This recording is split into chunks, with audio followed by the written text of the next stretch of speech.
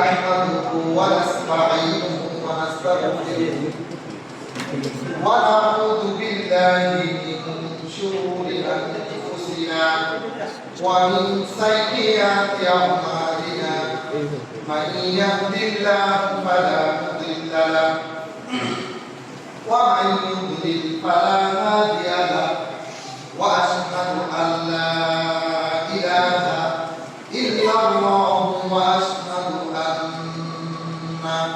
محمدا عبده ورسوله فإن خير الحديث كتاب الله وخير الهدي هدي محمد صلى الله عليه وسلم وشر الأمور محدثاتها وكل محدثة بدعة وكل بدعة ضلالة وكل ضلالة في النار.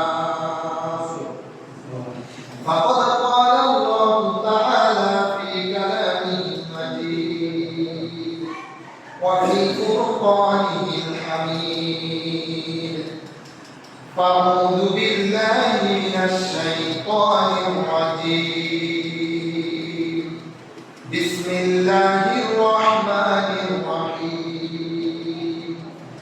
يا أيها الناس اتقوا ربكم الذي خلقكم من نفس واحدة وخلق منها زوجها وبث منهما رجالا كثيرا ونساء واتقوا الله الذي تساءلون به والأرحام إن الله كان عليكم رقيبا. يا أيها الذين آمنوا اتقوا الله حق تقاته ولا تموتن إلا وأنتم مسلمون. أعوذ بالله من الشيطان الرجيم. بسم الله الرحمن الرحيم. تبارك الذي بيده الملك وهو على كل شيء قدير. الذي خلق الموت والحياة ليبلوكم أيكم أحسن عملا وهو العزيز الغفور. يكفيك العمل القليل. প্রিয় নবী হেদায়েতের দিশারি মানবতার মুক্তির দূত মুহাম্মদ রাসূলুল্লাহ সাল্লাল্লাহু আলাইহি ওয়াসাল্লাম ছোট্ট একটি বাক্য তিনি পাঠ করেছেন। এই একটি হাদিস, তার একটি ছোট্ট বাক্য কিয়ামত পর্যন্ত তার উম্মতে মুহাম্মাদীকে, তার সকল উম্মতকে আলোর দিশা দেখাবে, আলোর পথ দেখাবে।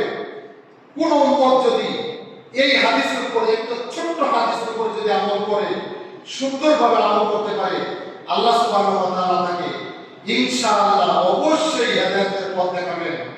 হাদিসের অর্থ হচ্ছে, রাসূল সাল্লাল্লাহু আলাইহি ওয়াসাল্লাম বলেন, আখলিস দীনাকা, তোমার দ্বীনকে খাঁটি করো, তোমার ঈমানকে খাঁটি করো। ইয়াকফিকাল আমালুল কলিল, অল্প আমল নাজাতের জন্য যথেষ্ট হইবে। দেখেন কত সুন্দর হিকমতের মাধ্যমে। আমি প্রথমে যে আয়াতটি পাঠ করেছি সূরা আল-আহজাব 125 নম্বর আয়াতে আল্লাহ সুবহানাহু ওয়া তাআলা এই পবিত্র কালাম মূলত তার রাসূল, তার হাবিবের উপর নাযিল করেছেন এবং তিনি তাকে শিক্ষা দিয়েছেন। তার মাধ্যমে এই ভয়াবহ দিনে কারো ঘামে কেউ সাঁতার কাটবে, কেউ হাবুডুবু খাবে। সেই দিন যখন আপনি আমি নেক আমল নিয়ে কারি কারি পাহাড় সমান আসমান পর্যন্ত ভরপুর নেক আমল নিয়ে হাজির হব, আল্লাহ রাসূল সাল্লাল্লাহু আলাইহি ওয়াসাল্লাম আমাদেরকে চিনতে পারবেন। সেই দিন আমরা ওযু করেছি, আমাদের হাতের যে ওযুর অংশগুলা জ্বলবে, এই অংশগুলা দেখে, আমাদের সেজদার জায়গাগুলা দেখে জ্বলবে, এগুলা দেখে চিনবেন। আমাদের সেজদার জায়গাগুলা দেখে চিনবেন যে আমরা উম্মতে মুহাম্মাদী, আমাদেরকে দেখে চিনবেন।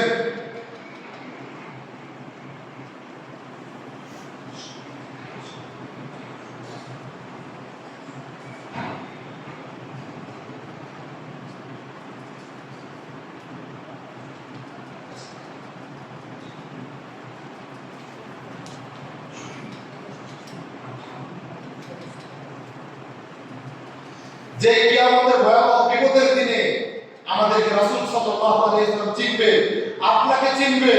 আপনি রোদে পুড়ে বৃষ্টিতে ভিজে ইবাদত করেছেন, অথচ সেই দিন যদি আপনাকে আমাকে দাড়ি থাকবে, টুপি থাকবে, জুব্বা থাকবে, কারি কারি আমল থাকবে, কিন্তু যখন আমরা হাউজে কাউসার দিতে যাব আর আল্লাহ রাসূল সাল্লাল্লাহু আলাইহি ওয়াসাল্লাম হাউজে কাউসার দিতে যাবেন, এমন সময় আমাদের মধ্যে পর্দা পড়ে যাবে।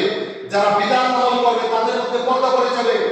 যারা রাসূল সাল্লাল্লাহু আলাইহি ওয়াসাল্লামের দেখানো পথে চলে নাই তাদের মধ্যে পর্দা পড়ে যাবে।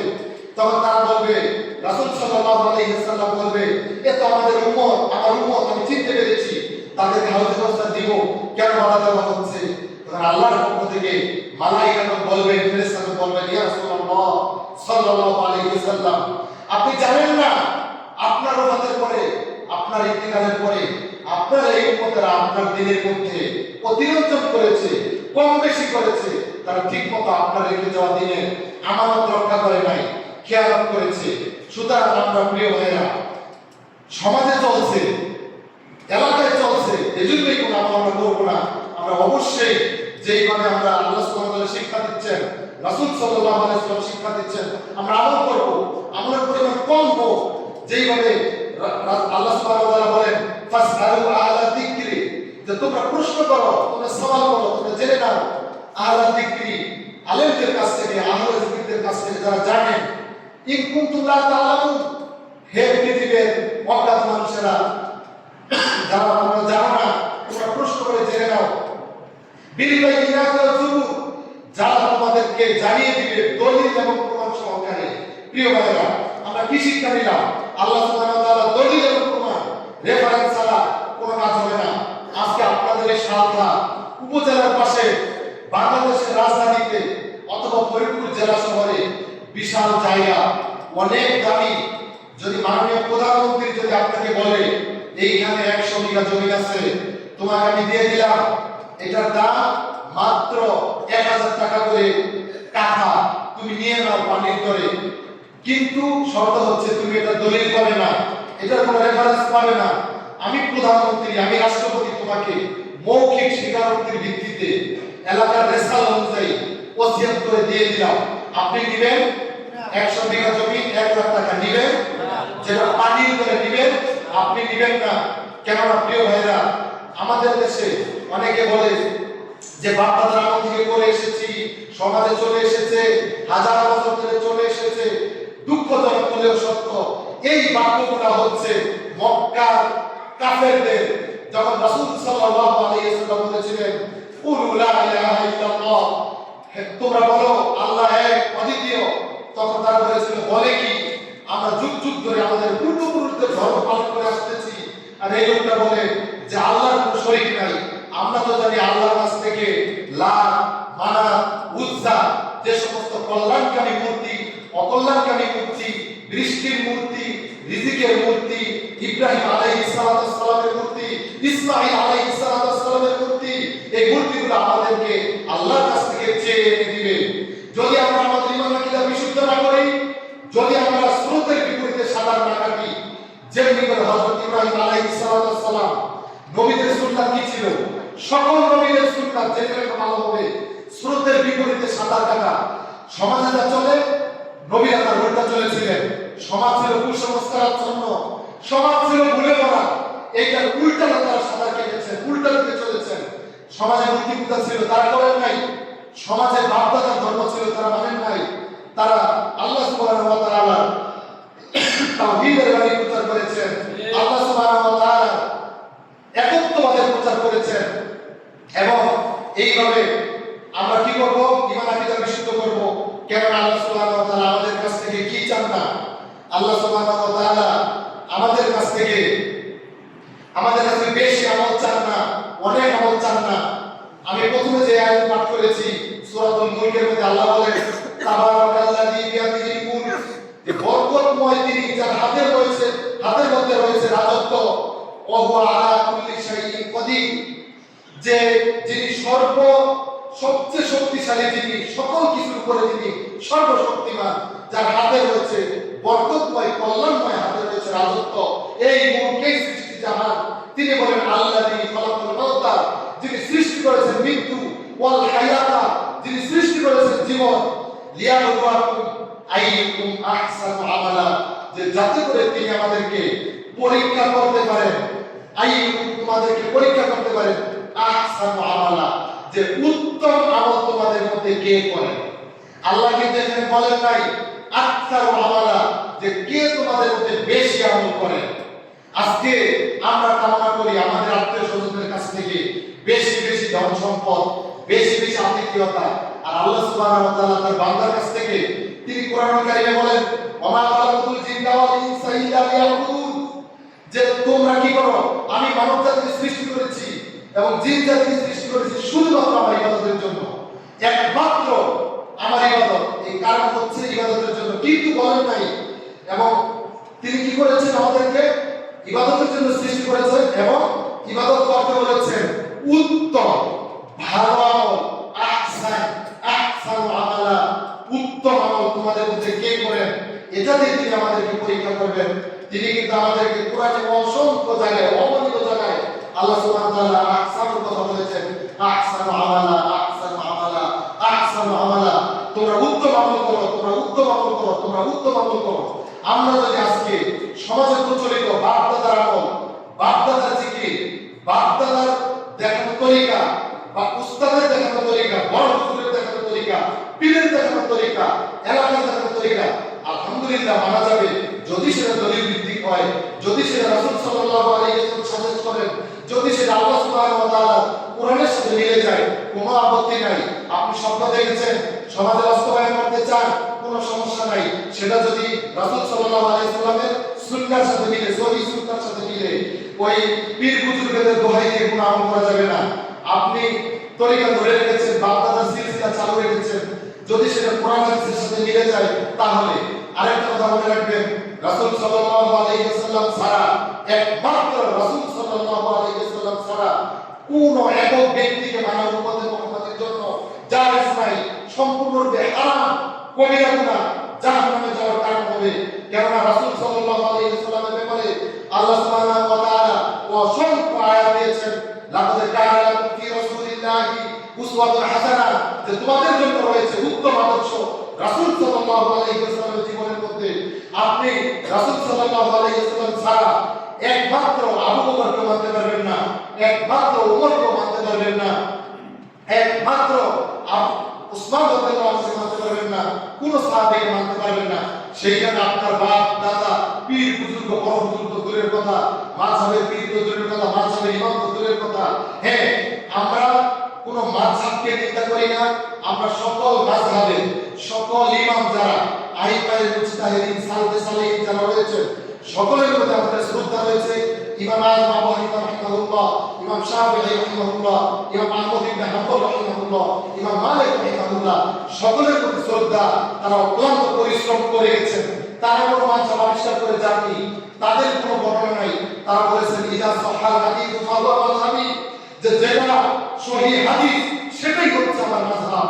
ইমাম বুখারী বলেছেন যে তার আসল নাম ছিল নোমান বিন সাবেত, যে নোমান বিন সাবেত যদি কোনো ফতোয়া দেয়, যদি কোনো ফতোয়া দেয়, মত দেয়, এই মত তোমরা যদি কোরআন এবং হাদিসের সাথে না মিলে তাহলে কাদামাটি যেভাবে ওয়ালের দিকে ছুঁড়ে মারে তোমরা এভাবে ছুঁড়ে মেরে দাও। সুতরাং ইমাম আযম আবু হানিফার যত ভালো কর্ম রয়েছে, তার যত দ্বীনি নেয়ামত রয়েছে, আল্লাহ এগুলো কবুল করুক। আমরা বলি আমিন। সকল মাযহাবের সকল ইমামদের প্রতি তাদের যত নেয়ামত রয়েছে, তাদের নেয়ামতের কারণে আল্লাহ সুবহানাহু ওয়া তাআলা তাদের কিতাব পড়ে আমাদেরকে দ্বীন শিক্ষার তৌফিক দিয়েছেন। আল্লাহ তাদের জান্নাতবাসী করুন। আমরা বলি আমিন। কেননা কিন্তু কোন ব্যক্তি একজনকে হ্যাঁ আমি অমুক মাযহাব মানি, আপনি অমুকটা মানেন, এটা অন্যটা মানতে পারবেন না, ওর পিছনে ওর নামাজ হবে না, এই যে দলাদলি, এই যে বিভক্তি, আমরা এগুলো মানতে পারবো না। এ ব্যাপারে আমাদের মতানৈক্যের ব্যাপারে আল্লাহ সুবহানাহু ওয়া তাআলা বলেন, আল্লাহ সুবহানাহু ওয়া তাআলা বলেন যে ইয়া আইয়ুহাল্লাযীনা আমানু আতিউল্লাহ ওয়া আতিউর রাসূল ওয়া উলিল আমরি মিনকুম ফাইন তানাযাআতুম ফি শাইইন ফারদুহু ইলাল্লাহ ওয়া রাসূল ইন কুনতুম তু'মিনুনা বিল্লাহি ওয়াল ইয়াউমিল আখির যালিকা খায়রুন ওয়া আহসানু তা'ওয়িলা। আল্লাহ সুবহানাহু ওয়া তাআলা সূরা নিসার 59 নম্বর আয়াতের মধ্যে বলেন, হে বিশ্বাসীগণ, হে ঈমানদারগণ, তোমরা আল্লাহকে মান্য করো, রাসূল সাল্লাল্লাহু আলাইহি ওয়াসাল্লামকে অনুসরণ করো, এবং তোমাদের মধ্যে যারা উলুল আমর নেতৃস্থানীয় রয়েছে তাদেরকে মানো। এই দলিল দিয়ে আমাদের সমাজকে বিভক্ত করা হয়েছে, এই দলিল দিয়ে রাজনৈতিক দল গঠন করা হয়েছে, এই দলিল দিয়ে মাযহাব তৈরি করা হয়েছে। কিন্তু এই উলিল আমর হচ্ছে নেতৃস্থানীয়দেরকে মানবেন কিভাবে? এর আগের আয়াতের দিকে দেখেন, আল্লাহ এত হিকমত ছড়ানো, আল্লাহ সুবহানাহু ওয়া তাআলা হিকমতওয়ালা, তিনি বলেছেন আতিউল্লাহ, আল্লাহকে মানো, আতিউর রাসূল, রাসূল সাল্লাল্লাহু আলাইহি ওয়াসাল্লামকে অনুসরণ করো।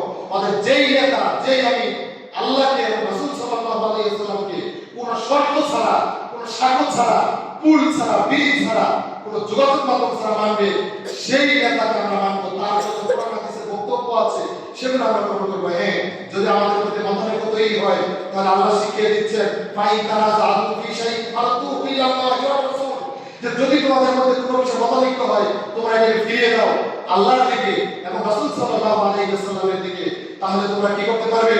যদি তোমরা আল্লাহ এবং আখিরাতে বিশ্বাসী হয়ে থাকো, আপনি যদি ঈমানদার হন, মতানৈক্যগুলো ফিরিয়ে দিবেন আল্লাহ এবং রাসূল সাল্লাল্লাহু আলাইহি ওয়াসাল্লামের দিকে। এটাই হলো কল্যাণের পথ, এটাই হলো পরিণতির সর্বোত্তম পন্থা। পরিশেষে আমি একটি উদাহরণ দিয়ে আজকের জন্য এখানে শেষ করব। আমার সময় অতিরিক্ত হয়ে গেছে, সময় বেশি হয়ে গেছে, সময় সংক্ষিপ্ত, কিন্তু আলোচনার টপিক হচ্ছে অনেক ব্যাপক। কিছুদিন আগে বাংলাদেশে ওমর রাদিয়াল্লাহু আনহুর নির্দেশে 20 টাকা সালাত তারাবি আদায় হয়, এই নিয়ে একটি বাস হয়েছিল, মুনাজারা হয়েছিল, আপনারা দেখেছেন। ভারতের বিখ্যাত দাঈ আল্লাহ রুহুল আমিন ভাই, ব্রাদার রাহুল হোসেন রুহুল আমিন ভাই, যেখানে কথা বলেছেন মুফতি আলী হাসান মুসাম্মার ব্যাপারে, তার সাথে দেখেন এইখানে তা আমরা যদি এই বিস্তারিত আলোচনা করবো না, এটা যদি আল্লাহ এবং রাসূলের দিকে ফিরিয়ে দিই, 8 টাকা না 20 টাকা বন্ধের প্রয়োজন নাই। রাসূল সাল্লাল্লাহু আলাইহি ওয়াসাল্লাম 3 দিন জীবনে সালাতে তারাবি আদায় করেছেন নিজে 8 টাকা, 8 আর 3 11 টাকা। আর পরবর্তীতে আমাদের দেশে যেটা দাবি করে যে ওমর রাদিয়াল্লাহু আনহু নির্দেশ দিয়েছেন 20 টাকা, কিন্তু কাকে নির্দেশ দিয়েছেন, কার মাধ্যমে দিয়েছেন, সুস্পষ্ট কোনো হাদিস নাই। প্রিয় ভাইয়েরা, সুস্পষ্ট কোনো নির্দেশ নাই। হাদিসগুলো গবেষণা করে দেখেছি যে বলা হয়ে থাকে উমরের জামানায় চলেছিল, উমরের জামানায় হয়েছিল। আর আপনাদের ব্যাপারে উবাই ইবনে কাব রাদিয়াল্লাহু আনহুকে নির্দেশ দিয়েছেন যে হে উবাই ইবনে কাব, আপনি আরো এক সাহাবী আছে, এই দুজনকে বলেছিলেন যে আপনারা 8 আর 3 11 টাকা তারাবি আপনারা পালন করেন, কিন্তু 20 টাকা দেওয়ার উমর রাদিয়াল্লাহু আনহু দলিল নাই। তর্কের খাতিরে, যুক্তির খাতিরে যদি ধরে নেই উমর রাদিয়াল্লাহু আনহু নির্দেশ দেয়ও, তবু আপনি আমি কি রাসূলের 8 টাকা গ্রহণ করব, নাকি উমর রাদিয়াল্লাহু আনহু 20 টাকা গ্রহণ করব, নাকি ইমাম মালিক রাহমাতুল্লাহ আলাইহি 36 টাকা গ্রহণ করব? এজন্য আমরা মধ্যম পন্থা গ্রহণ করেছি। আলহামদুলিল্লাহ, আমরা সমাজে ফেতনা চাই না। 8 টাকা রাসূলের সুন্নাত, 20 টাকা ধরে নিলাম উমরের সুন্নাত, যদিও তথ্যটা সত্য নয়। আর ইমাম মালিক রাহমাতুল্লাহ আলাইহি সুন্নাত হচ্ছে 36 টাকা। তাহলে এখন আপনি আমি বলুন, এই মতানৈক্য যখন সমাজে তথ্য হয়, আমরা যদি এই আয়াত অনুযায়ী সূরা নিসা 6 নম্বর আয়াত অনুযায়ী ফিরিয়ে দেই আল্লাহর দিকে, রাসূলের দিকে, তাহলে জবাব কি আসবে? যে তোমাদের মতানৈক্যের প্রয়োজন নাই। রাসূল সাল্লাল্লাহু আলাইহি ওয়াসাল্লাম যেটা বলছে এটার মধ্যে শান্তি। কেন আল্লাহ বলেন ওয়া মা আতাকুমুর রাসূলু ফাখুযুহু ওয়া মা নাহাকুম আনহু ফান্তাহু। আল্লাহ বলতেছেন রাসূল যা দিয়েছে তোমরা সেটা গ্রহণ করো, রাসূল যা দেন নাই সেটা তোমরা বর্জন করো। তাহলে যেখানে রাসূল দেন নাই সেটা আমরা গ্রহণ করি। আমরা এখানে একটি ঘটনা উল্লেখ করব যে ওমর রাদিয়াল্লাহু আনহু একটি ঘটনা, এক সাহাবী রাসূলের কাছ থেকে যে রাসূল সাল্লাল্লাহু আলাইহি ওয়াসাল্লাম ন্যায় বিচার ডিক্লার দিয়েছিলেন এক ইহুদির পক্ষে, যে ইহুদি ওই বলটা পাবে, তখন ওই মুসলিম বর্মাহত হয়ে উমরের কাছে এসে বলেছিল, হে উমর রাদিয়াল্লাহু আনহু, যে রাসূল সাল্লাল্লাহু আলাইহি ওয়াসাল্লাম একটি বিচার করলেন, এই বিচার আমি খুশি হতে পারলাম না, কেননা আমি একজন মুসলিম, আমি বদরি সাহাবী, বদরে যুদ্ধ করেছি, অথচ আল্লাহর রাসূল আমাকে বর্মাটা না দিয়ে রায় দিয়েছে ইহুদির পক্ষে, তার আমি এটা মেনে নিতে পারলাম না, আপনি এটা বিচার করেন। তখন উমর রাদিয়াল্লাহু আনহু বলেছিলেন, তুমি এই রায় মানতে পারোনি, আল্লাহ রাসূলের রায় মানতে পারোনি? তখন সে বলছে যে না, তাহলে তুমি অপেক্ষা করো, আমি তোমার কাছে সানি বিচার করে দিচ্ছি তোমাকে। তখন তিনি ঘরে যে তলোয়ার এনে এক কূপে 2 টুকরা করে ফেলেছিল ওই সাহাবীকে। তাহলে আজকের যারা 20 টাকার পক্ষে যারা অতিরঞ্জন করে, তাদেরকে বলবো আপনারা ফিরে আসুন কোরআনের দিকে। কারণ ওমর রাদিয়াল্লাহু আনহু নিজেও রাসূলের হুকুমের বাইরে যাবেন, এত বড় স্পর্ধা ওমর রাদিয়াল্লাহু আনহু দেখা যাবে, এটা অন্তত উম্মতে মুহাম্মাদি বিশ্বাস করবে না। প্রিয় ভাইরা, ঈমান আমল নিয়ে আপনারা হুমকি দিতে রয়েছে। আমরা আহ্বান করব আজকের জুমার খুতবা থেকে আসুন আমরা আমাদের ঈমান আকীদাকে সহিহ করি, আমরা আবার অল্প করে বিশুদ্ধ করি, আমরা যাতে করে অনেক আমল না করি যে আমলগুলো দলিল নাই, সমাজে প্রচলিত। আল্লাহ সুবহানাহু ওয়া তাআলা আমাদের অগোছালো কথাগুলো, আমাদের অপরিপক্ক কথাগুলো, আমাদের ভাঙা দেওয়া কথাগুলো কবুল করুন, আমরা বলি আমিন। আল্লাহ সুবহানাহু ওয়া তাআলা আমাদেরকে তার দিনের জন্য কবুল করুন, আমরা বলি আমিন। আখিরু দাওয়ানা আলহামদুলিল্লাহি রাব্বিল আলামিন। সুবহানাকাল্লাহুম্মা বিহামদিক আশহাদু আল্লা ইলাহা ইল্লা আনতা আস্তাগফিরুকা ওয়া আতুবু ইলাইক। আল্লাহুম্মা সাল্লি আলাইহি আল্লাহুম্মা বারিক আলাইহি।